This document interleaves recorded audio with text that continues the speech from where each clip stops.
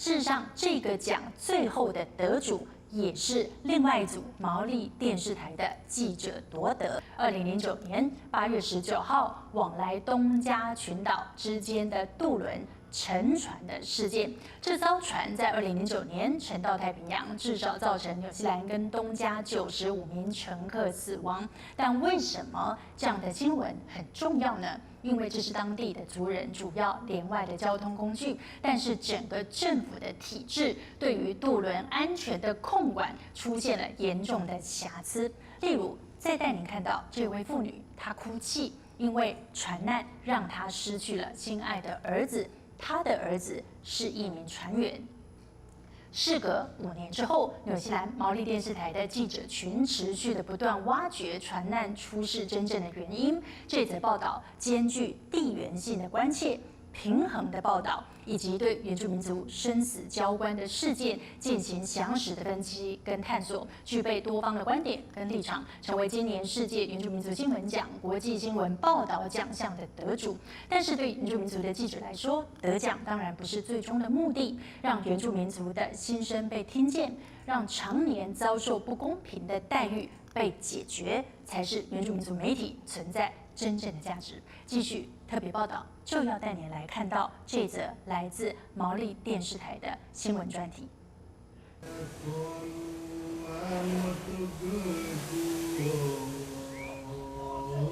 To Tongans, the sea is their playground, their livelihood, their highway, and as we now know, it can be their graveyard.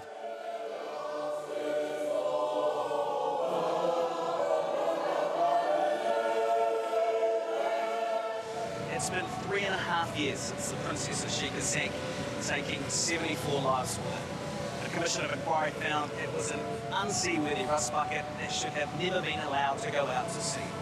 So what's changed? Well, with some of the ferries here in Tonga, not much. Experts still consider several to be unseaworthy, even death traps. Yeah, I see that it's very dangerous. You know, like the screaming of the people because, you know, it feels like it's going to capsize. One Tongan MP is so concerned about the state of ferries that serve his island of Ewa, he's been lobbying Tongan and New Zealand politicians to help to get them replaced before anyone else dies. After the Ashika, we felt sad about that, what happened here in Tonga, and I don't want that tragedy to happen here in Ewa. Did you know anyone on the Princess Ashika? I got cousins there. They were on that tragedy. But you know, the terrible news that no women and no child are alive, they all dead. In this nation of 170 islands and thousands of kilometres of ocean, the risks to life remain very real, and that worries some of our politicians. We know that lives have already been lost because of unseaworthiness. We have a humanitarian obligation to help. But it's more than that. You know, Tonga is part of our Pacific family. They're our friends, they're our neighbours, and they're literally family because we have a Tongan population of 50,000 in New Zealand. The loss of the Ashika opened up Tonga's ferry services to intense scrutiny. How many are unsafe? How many lives are at risk? And the Royal Commission of Inquiry exposed a system that failed from bottom to top.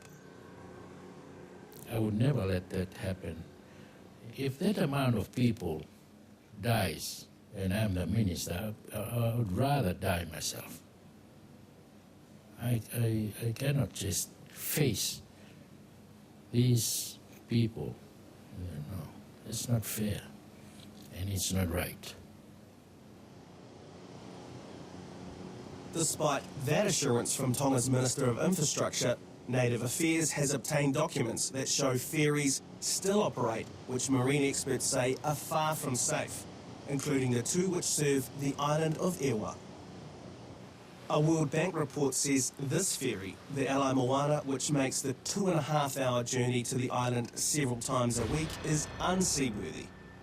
We filmed it in dry dock having its annual maintenance, but when the World Bank marine expert took a ride on it 2 years ago, he reported the vessel was fundamentally flawed. It rolled perilously, the deck edge was submerged often, and it could capsize. A frank assessment that took the owner by surprise. I was very shocked. I didn't know the World Bank is doing any kind of report until it came out. There was no consultation with me. There was no, they didn't ask us so that we could refer them to the people who actually do work on our boat. And I am very concerned that they put that out because it hurts my reputation. I've invested a lot in terms of time and funds to ensure that this boat's safety. Some of it's not good reading. It said the vessel rolled perilously and the deck edge was submerged often. It's ridiculous. Like, how long have they done this study? You know, how did they do it? I've never had any complaints on the boat. This boat, the Ikale, according to the World Bank marine experts, is also unseaworthy, and it should be removed from service and replaced immediately. The owner attacks the World Bank for doing nothing to help. When you ask, how much money did you put in your aid to one of the vessels? An actual cost, a cent, not one. The money is all spent on report. So my question is to the aid donor, your role in safety in general to the public, right? How is it that you pay consultants over $1,000 a day to write a report, but when you ask, is there a penny spent on the actual boat to make a boat safe? Not 1 cent. How safe is your vessel, the Ikale? My vessel, Ikale, is safe because I go on it and my family goes on it. I put my standards to my own family. Did that answer your question? If the owners are dismissive of the World Bank's criticism, so is the man who ultimately decides whether they can still go to sea or not, the Tongan Minister of Infrastructure. If you look at that World Bank report, they are talking about not putting a gas bottle or something at the proper place. That's not unseaworthy. It's to tell them where to put it, not say that the vessel would then be unseaworthy. In your opinion, Minister, are those boats safe? Yes. If it wasn't seaworthy, we wouldn't let it go. It's worth remembering that the Princess Ashika was certified as seaworthy by the Tongan government. And it's not only World Bank marine officials that are concerned, so are New Zealand experts, as you'll hear in a minute. But first, let's hear from the people of Ewa, these 4,000 islanders who have no choice but to ride the unseaworthy ferries to and from the main island of東加渡輪. They'll tell you how perilous the trip can be and how just weeks ago the Ikale ended up on these rocks. The engine were off on the way in, entry to the wharf, and then they shift to the other side of the wharf. It was resting on the rock. The boat was running on one engine, no backup, and when the generator broke down, it lost power and steering. Locals say that's not the only time life has been at risk. The red ferry has a railing on top where people can actually sit on there. When we were on top and it capsized so much that someone went over, and then we had to do a big U-turn to pick that person up. And a lot of our local people said that they've seen that, you know, plenty of times. I think because we've been sort of running like this for so many years, it becomes like the only ferry, and I think people would just get used to it, huh? But when New Zealand officials were sent to inspect Tonga's ferries after the Ashika went down, they were deeply disturbed about what they saw, and they said so in reports. Native Affairs has obtained documents under the Official Information Act that show that New Zealand officials have grave concerns about some of the ferries operating here in Tonga. Some of those reports have been withheld. It's feared their release would damage the international relations with some Pacific nations and the New Zealand government. But we obtained one of those reports from the Tongan government. The Maritime New Zealand official found, quote, significant risks to the safety of life still exist in Tonga, and it's taking considerable time to satisfactorily address these risks. Reports from Maritime New Zealand that said that lives were being put at risk. We should have acted on that. The opposition here has tried to get the government to release the reports, but it's refused. It was a deliberate decision by ministers of the Crown in New Zealand to suppress that information. Jerry Brownlee, who replied to me as Minister of Transport to a question denying he had any reports when he had them, and Murray McCully deliberately suppressing the information, refusing to answer parliamentary questions. New Zealand has handed the reports to Tongan officials, but they have not made them public. Those who ride the ferries remain in the dark. We're coming to a time we say that most of our job to be transparent. There's no transparency here. It's good to release the reports and then we go to the next step. New Zealand Foreign Minister Murray McCully has visited the island, but the ferry service wasn't top of his agenda. He did agree to give the island money, but not for a boat. That doesn't fit in with our new aid policy. New Zealand's aid is no longer aimed at alleviating poverty. It's more about helping Tonga pay its own way in the world. So in a place like Ewa, it means the New Zealand government will give $2.8 million to help develop this airport, which will bring in money and tourism, but won't fund the only form of transport the locals can afford, the ferry. They build the airport, but they don't care in the one that I feel this is the priority for Ewa. We need a good ferry for the poor people. Only the rich people can use the plane. Raised some real questions about the priorities of New Zealand development assistance. 2.8 million into an airport that the locals can't afford to use, and an absolute refusal to contribute $1 to the ferries that the locals are forced to use. There is one thing the people of Ewa, Tongan politicians and boat owners are agreed on. Why did New Zealand and the World Bank send experts to make reports and then not follow them up with the thing that can make the difference? Financial help. If you don't do anything about it, why fuss about it? We have done our own due diligence to the best that we can do. We talk about safety, but when it comes down for money to be spent on making a vessel seaworthy, there's no money spent on it. So the other question is, if we stop all the Tongan boats that is unseaworthy, who's going to bring their boat to take the poor people around? Remember, the airplane take the rich people. These boats take around the poor people. Who's going to transport the poor people? No one. And Ewa is poor, very poor.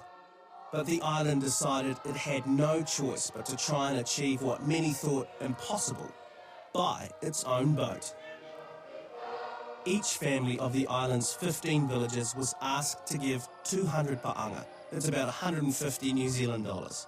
And on this island, that's a lot of money. So we start raising funds here in Ewa, and also I was in San Francisco, LA, Los Angeles, Arizona, Texas, Seattle, and up to Alaska. There are Ewa people there. So I did establish committees all around those places to start raising funds. When it started raising money 6 years ago, the island hoped that with financial help from New Zealand, it could build a new boat. That wasn't to be. Remarkably, they did manage to raise 1 million Tongan pa'anga. That's about 728,000 New Zealand dollars. Enough to buy the 16-year-old vessel from South Korea called the Onemato. launched last month amid much celebration. To top it off, the King of Tonga accepted to come and cut the ribbon on the ferry. The people are now very happy here in Ewa. This is their money. This is their boat. They just kept persevering over the years, and they've come through the goods. I think everyone's sort of shocked. They're on a high.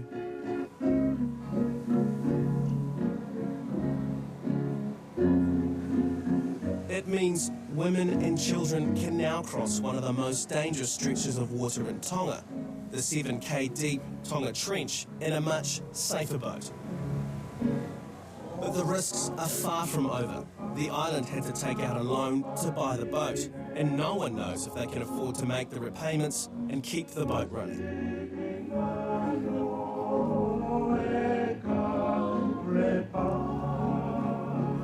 The islanders want Tonga's marine authorities to stop the old unseaworthy vessels, but their owners have no intention of doing so.